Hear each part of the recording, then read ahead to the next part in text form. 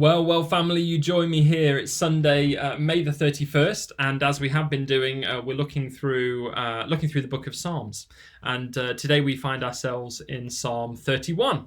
I don't know about you, but there are often times that we go through where they are times of anguish and struggle and challenge, and maybe it's something that I said that put me in a situation that shouldn't have, or I'm up at night worrying about something that someone else said, or something that someone else did. Perhaps it's an injustice at work that we're worried about. Perhaps it's the pain that we're seeing in a loved one, and it's true, isn't it? There are things in life that are particularly challenging. But the good news is, as this chapter alludes to, and particularly as I see the Lord speak about in John 16:33, Jesus himself says, "I have told you all this so that you may have peace in me. Here on earth you will have many trials and sorrows, but take heart, because I have overcome the world." Isn't that encouraging?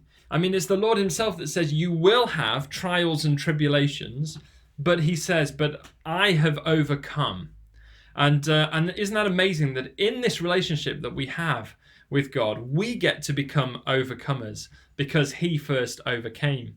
And as we look through this chapter, time and time again, clearly David was going through some really challenging times. I mean, goodness me, you can't read a verse of this chapter without sensing the weight that he was carrying, or the weight that he was under.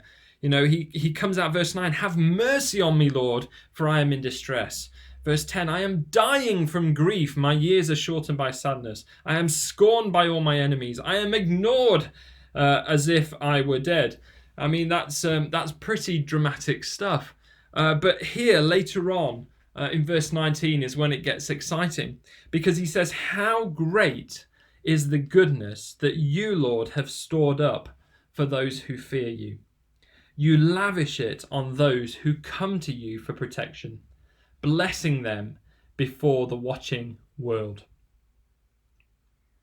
And so in this place, we get to come before our Father with all the trials and tribulations into which we live, lay them at the foot of the cross, and the Father says, "I have already overcome, and you can do so too."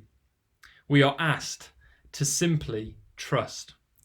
And so I leave you with these verses from Joshua 1, verse 9, which is also very similar, where the Lord says, "Be strong and courageous. Do not be afraid or discouraged, for I am with you."